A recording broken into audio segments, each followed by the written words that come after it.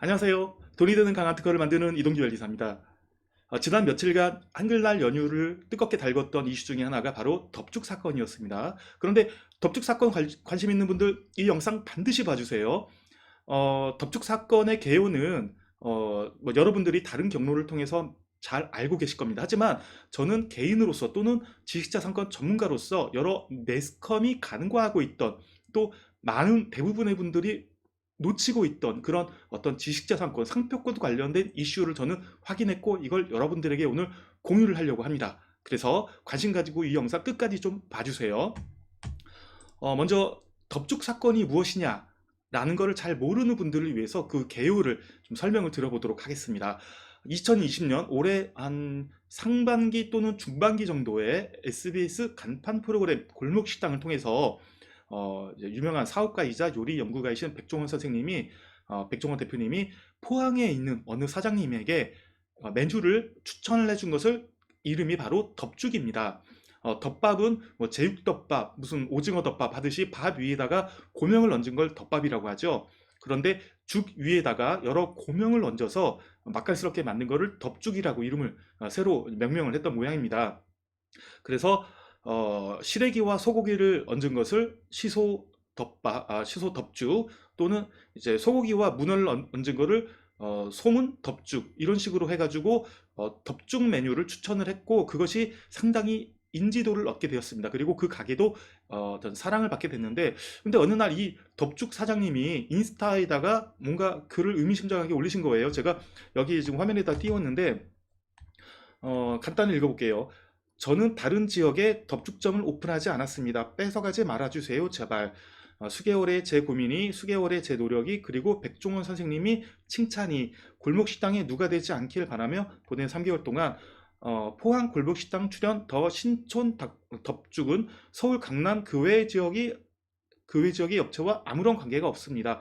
그러니까 이걸 보고 사람들이 의아한 거죠. 포항의 골목식당에 나왔던 덮죽 사장님이 강남에 있는 덮죽하고 무슨 뭐가 있길래 했나 알고 봤더니 강남 소재 프랜차이즈 회사에서 배달의 민족 어플을 통해 가지고 덮죽 메뉴를 출시를 했던 거였습니다.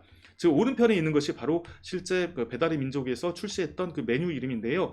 골목 저격 시소 덮죽, 골목 저격 소문 덮죽 이런 식으로 해가지고 실제 골목 어쩌고저쩌고 또는 시소 덮죽, 소문 덮죽 이렇게 방송에 나왔던 포항 덮죽 사장님의 어떤 메뉴 이름을 어떻게 보면 좀 도용을 한 거죠. 그래서 급기야 오늘 이 프랜차이즈 사장님이 사과를 하면서 이 사업을 접겠다 이렇게까지 얘기가 진전이 됐습니다. 그런데 이렇게 끝났으면 모두가 해피엔딩이고 제가 이 영상을 준비하지 않았을 겁니다. 제가 이 영상을 준비하게 된 건 여러분 지금 이 사안에서 어떤 분들은 이렇게들 얘기를 하십니다. 저 프랜차이즈가 덮죽 사장님의 상표를 무단으로 뺏었다 또는 먼저 출원을 해가지고 이걸 뺏어갔다 이렇게들 얘기를 하고 계시고 블로그에 올리고 있는데 그거는 잘못된 정보입니다. 제가 키프리스에서 나온 정보를 가지고 팩트를 말씀드려보도록 할게요. 상표는 특허와 달리 출원하고 며칠 지나면 바로 공개가 됩니다. 그래서 어떤 상표가 출원됐고 심사를 대기 중인지 다른 사람들에게 공유가 되어 있습니다. 그래서 저도 바로 확인할 수 있었고요. 한번 보시죠. 키프리스 상표에서 덮죽을 검색한 결과입니다. 상표 출원일을 기준으로 오름차 순으로 해서 먼저 출원된 순서로 해가지고 총 6건이 출원이 되어 있습니다. 첫 번째 건을 일단 건너뛰겠습니다. 보시면 두 번째, 세 번째, 네 번째 색깔을 바꿔볼게요.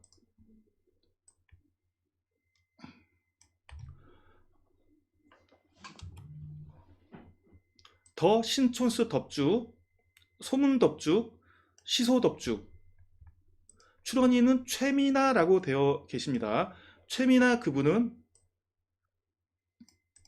포항의 덮집 사장님 그분이 맞습니다. 근데 유심히 보셔야 될 부분은 상표 출원 일자입니다. 상표 출원 일자가 올해 2020년 8월 4일입니다. 잘 기억해 주세요. 8월 4일입니다. 그 밑에를 보시면 다른 덮죽 관련된 상표가 있습니다. 이것도 유심히 한번 볼게요.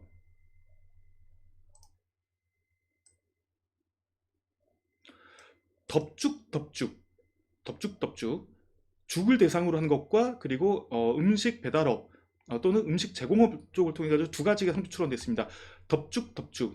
출원인은 주식회사 올카인드 코퍼레이션. 네, 맞습니다. 이번에 사과를 하게 된 그 강남 소재의 그 회사가 맞습니다.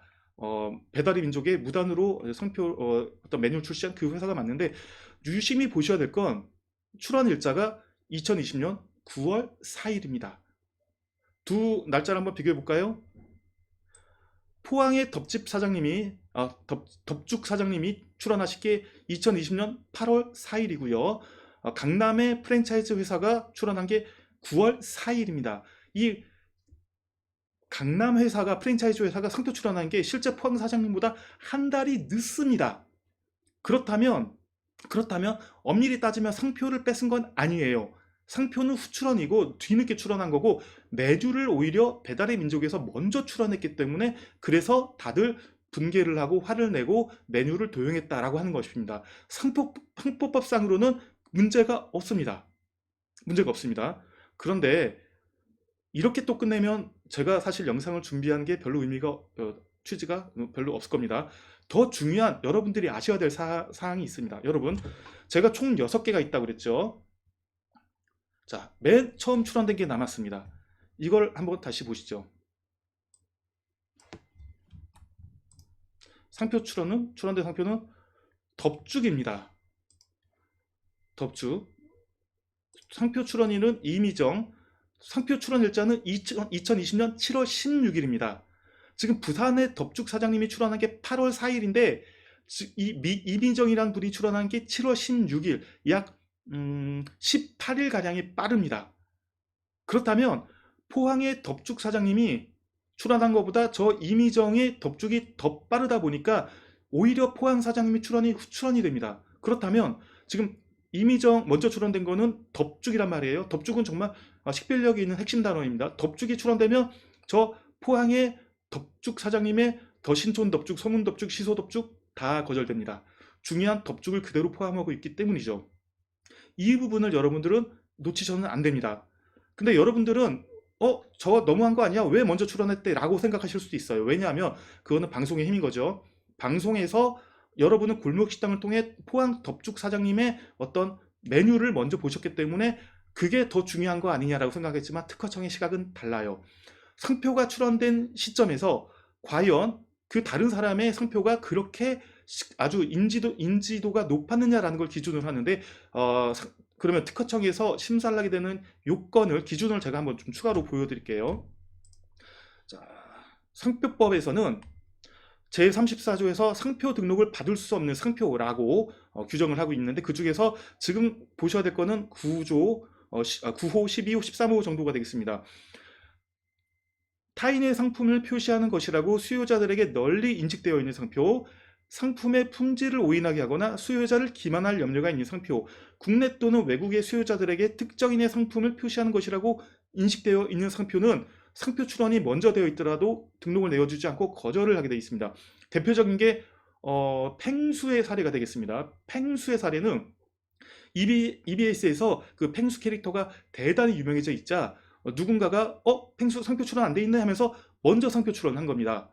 그랬더니 특허청에서는 네가 상표 출원한 시점에서 이미 저렇게 펭수는 타인의 것이라고, EBS에서 것이라고 수요자들에게 널리 인식되어 있었고, 또 네가 상표 출원한 게 EBS의 펭수라고 오인하거나 또 수요자를 기만할 수가 있고, 또는 저 13호에 따라서 EBS의 펭수를 표시하는 것이라고 인식될 수 있기 때문에 너는 상표 등록을 받을 수 없어 라고 거절을 했습니다. 심지어 대한변리사에서는 펭수 상표 출원을 했던 대리인 변리사를 징계까지 했습니다. 근데 이처럼 누군가에 의해서 먼저 사용돼서 상당히 유명해져 있는 경우에는 이 요건들을 통해서 먼저 출원하더라도 거절시킬 수 있는데, 그런데 다시 한번 돌아볼까요? 덮죽, 과연 저 요건에 해당될 수 있을까요? 그건 의문입니다. 이 덮죽이라는 상표는 아무리 TV에 나왔다고는 하지만 TV에서 전폭적으로 밀어준 것도 아니고, 골목식당이 아무리 인지도 있는 프로그램이라 하더라도 전 국민이 본 것도 아닙니다. 그렇다면 일부 시청자에 의해서 알려져 있긴 했지만 저 요건들을 충족시킬 만큼 아주 유명히 널리 인식되었다고 할 수 있을지는 의문입니다. 결국은 싸워봐야 한다는 얘기죠. 그렇다면 포항의 덥죽 사장님에게는 저 이미정의 덥죽이 먼저 출원됐기 때문에 본인의 상표가 후출원이 돼서 저 덥죽이 등록된다면 덥죽 사장님은 포항 덥죽 사장님은 상표를 덥죽이라는 이름을 쓰지 못하고 간판을 바꿔야 될 수도 있습니다.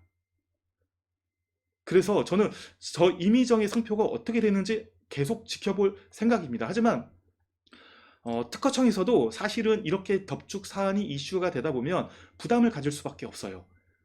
저 이미정의 상표가 먼저 출원된 건 물론 지금 그 프랜차이즈 회사하고 상관이 없어요.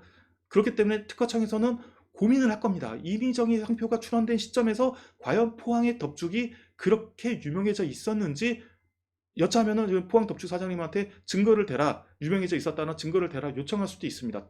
아니면 등록을 시켜준다고 한다면 포항 사장님 쪽에서는 등록을 저지하기 위한 다툼을 해야 됩니다. 어느 쪽이 됐건 이거는 기다려보는 수밖에 없습니다. 그래서 저는 이미정의 상표가 7월 16일에 출원됐기 때문에 내년 여름쯤에는 아마 최종 상표 심사 결과가 나올 거예요. 저는 유심히 지켜보고서 여러분들에게 그 결과를 다시 안내해 드리도록 하겠습니다. 어쨌든 여러분이 이 사안에서 아셔야 되는 건 포항의 덥죽 사장님이 그냥 상표 출원을 등한시하시고 안 하셨던 것도 아니에요. 나름대로 하셨는데 다만 저 이미정의 상표 출원보다 늦었다는 게 그게 지금 안타까운 일입니다. 그래서 이 사례로서 여러분들에게 반드시 좀 뭔가 좀 교훈을 드려야 된다고 한다면 내가 뭔가 좀 독특한 이름을 가지고 유명세를 탈 것 같다 또는 유명세를 탈 것이다 라고 하면 상표 출원을 반드시 먼저 서두르셔야 됩니다. 그래야지 지금 이 사안처럼 골 때리는 또는 골치 아픈 그런 어려운 상황에 닥치지 않게 됩니다. 여러분 잘 기억해 주시고요. 오늘 제가 잘 알려지지 않았던 넙죽에 관한 어떤 지식재산권 관련 이야기 전달해 드렸습니다. 마음에 드셨으면 좋아요 부탁드리고 혹시 상표 관련해서 궁금하신 점은 언제든지 댓글로 주시면 제가 답변 드리겠습니다. 오늘 영상 잘 봐주셔서 감사합니다.